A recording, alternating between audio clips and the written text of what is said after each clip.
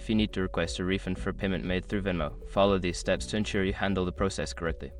Step 1. Open the Venmo app. Before filing a refund or dispute, use the issue.com link in the description to open the refund dispute deadline calculator and confirm your deadline. Step 2. Locate the transaction. Navigate to your transaction history by tapping on the Activity tab. Find the payment you wish to request a refund for by scrolling through your recent transactions.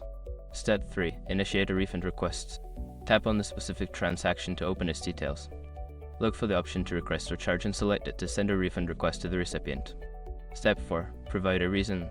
In the request form, include a brief explanation for the refund.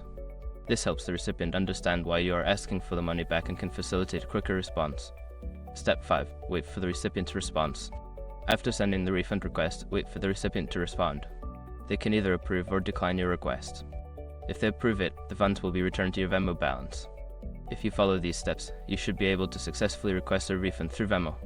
Always communicate clearly with the recipient to ensure a smooth process.